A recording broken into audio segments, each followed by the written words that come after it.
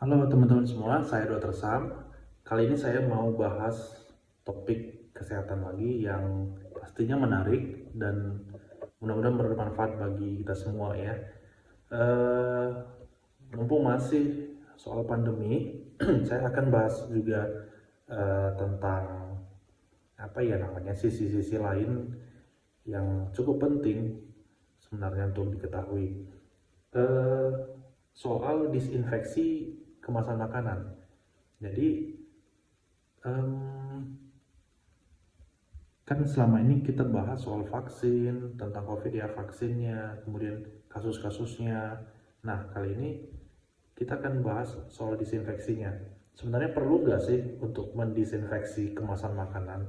Atau untuk makanan sendiri perlu nggak sih kita disinfeksi? Misalnya kita semprot gitu ya? Atau misalnya kalau teman-teman baru eh, balik atau kembali dari supermarket, belanjaannya itu ada makanan, itu perlu nggak sih kita semprot dengan disinfeksi? Nah, coba kita bahas dari awal. Disinfektan, sebenarnya ini kalimatnya salah ya, disinfeksi sih maksudnya. Disinfeksi makanan perlukah? Jadi, eh, sebetulnya itu tidak perlu ya. Kenapa? Karena penularan dari makanan itu sangat rendah dan sebenarnya belum bisa dibuktikan kata CDC. Jadi sangat rendah lah gitu. Ada yang bilang khawatirnya bisa jadi di kemasan makanan itu bisa bisa aja nempel virus kan dong ya. Nah, kalaupun misalnya contoh di plastik makanan itu ada virus yang menempel, menurut CDC itu belum tentu virusnya aktif. Jadi kalaupun misalnya kita tersentuh, itu belum tentu kita tertular dari situ gitu. Ada durasi di mana virus itu bertahan di luar. Karena sebenarnya virus itu harus butuh inangnya, butuh sel untuk bisa hidup. Kalau di luar sel dia nggak bisa hidup. Nah kalau misalnya kita ini batuk nih, batuk bersih. Misalnya contohnya saya ini sakit COVID ya, saya batuk, dropletnya keluar ke meja atau ke tempat umum, si virus mungkin bisa bertahan untuk durasi beberapa waktu ya. Kalau misalnya si virus masih masih mampu untuk melakukan infeksi, bisa saja kita sakit ya kalau misalnya kita menyentuh barang itu. Tapi kalau misalnya sudah berhari-hari virus itu masih di situ, itu dia nggak akan menginfeksi kita gitu, karena dia nggak akan bisa bertahan hidup. Karena gini, virus itu butuh mereplikasikan dirinya untuk bisa mempertahankan hidupnya gitu dia. Jadi nggak perlu khawatir kalaupun misalnya di kemasan makanan kita itu bisa jadi terkontaminasi, belum tentu itu bisa menyebabkan kita sakit. Dan untuk dari makanan sendiri belum ada bukti yang cukup untuk memastikan bahwa penularan terjadi lewat makanan gitu. Kemudian ini dia tadi, kemasan makanan tidak perlu didisinfeksi ya, tapi sebelum makan kita memang harus cuci tangan gitu. Saya rasa sih sebenarnya kita semua udah pasti udah menjalankan ini, jadi saya nggak perlu menjelaskan lebih jauh lah soal cuci tangan sebelum makan ya. Nah itu paling pasti wajib lah, karena termasuk protokol kesehatan 3M dan 5M. Kemudian jangan disinfeksi buah-buahan gitu. Kadang-kadang kita terlalu khawatir dengan si virus sehingga buah-buahan juga kita semprot sampai rumah, kita semprot gitu. Sebenarnya itu nggak perlu, cukup dicuci aja di air mengalir misalnya di keran, kemudian langsung disimpan gitu. Atau boleh juga sih dibiarkan di tempat terbuka boleh, tapi lebih baik disimpan aja. Air dingin lebih baik kalau bisa gitu. Kemudian ada yang bilang katanya kalau contohnya makanan kita beli dari luar, eh, kita taruh garam atau merica gitu ke makanan, apakah itu bisa menghilangkan virus atau kuman dari makanan? Enggak ya, itu enggak, belum terbukti efektif. Jadi itu adalah suatu apa namanya, tindakan yang sia-sia sebenarnya. me, Apa namanya, membubuhkan garam dan merica gitu untuk menghilangkan virus itu nggak efektif ya, belum tentu. Jadi lebih baik kalau misalnya kita sudah belanja dari luar, itu disimpan aja gitu, disimpan langsung ke kulkas. Kalau bisa sebenarnya dalam 2 jam itu langsung disimpan dalam kulkas, bisa ditunggu-tunggu lagi lebih lama.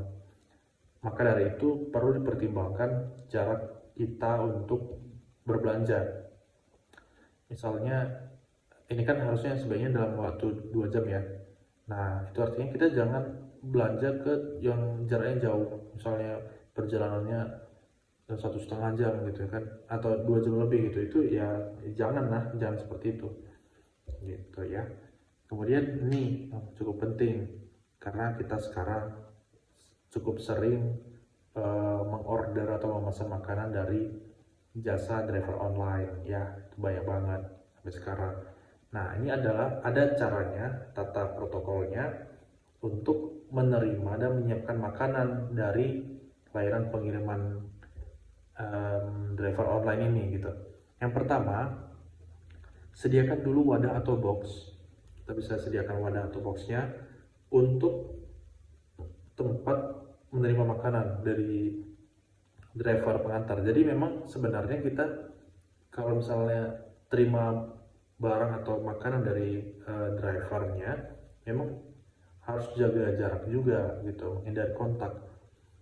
Karena apa? Karena driver itu kan bukan orang yang kita kenal ya, bisa saja sakit, kita nggak tahu. Jadi sediakan aja tempatnya, jadi kita bisa minta si driver untuk meletakkan makanan kita atau pesanan kita di tempat itu, wadah itu gitu. Kemudian yang kedua, gunakan pembayaran non tunai. Kan ini pasti sudah ada lah ya, itu kan sudah support di aplikasi kita.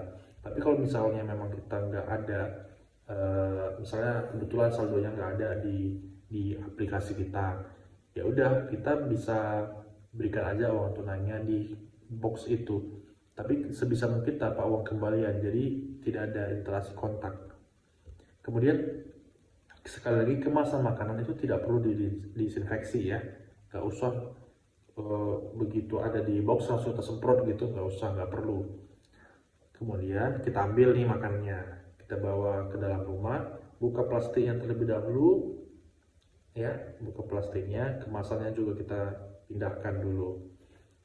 Lalu setelah kita buka kemasan makanannya, kita cuci tangan ya, karena kita buka kemasan makanannya kan udah kelihatan tuh makanannya apa. Nah setelah kita cuci tangan, kita pindahkan makanannya ke wadah atau piring yang akan tempat kita makan nanti. Kita jangan mengkonsumsi makanannya langsung pada kemasannya, itu jangan, nggak usah, itu karena nggak bersih ya. Kita pindahkan dulu ke tempat makanan kita, ke wadah yang atau piring kita. Kemudian kita bisa bersihkan dulu plastik dan kemasan tadi, kemudian cuci tangan lagi sebelum makan gitu. Udah selesai gitu aja. Jadi ini mungkin sepertinya agak panjang urutannya sampai 7 langkah, tapi sebenarnya kalau dipahami prinsipnya ini nggak lama, nggak panjang gitu. Nah dapur itu boleh disinfeksi, jadi kita semprot aja secara teratur gitu, boleh, nggak masalah gitu. Nah yang paling penting adalah cuci tangan ya, cuci tangan setelah berbelanja, cuci tangan saat ketika memegang atau membuka kemasan makanan, kemudian sebelum makan dan menyiapkan makanan juga penting untuk cuci tangan. Soal cuci tangan udah sering saya bahas di Instagram saya, teman-teman bisa cek ke Instagram saya, di scroll aja ke bawah, mungkin itu sudah sekitar beberapa bulan yang lalu, jadi harus rajin scroll ke bawah itu ya, jadinya nggak apa-apa ya, namanya juga ilmu ya gitu. Mungkin sekian penjelasan dari saya. Kalau misalnya ada yang ingin ditanyakan atau yang kurang jelas, boleh langsung ditanyakan di kolom komentar di bawah ya, jadi nanti saya akan jawab semua pertanyaan teman-teman semua. Oke, terima kasih semuanya.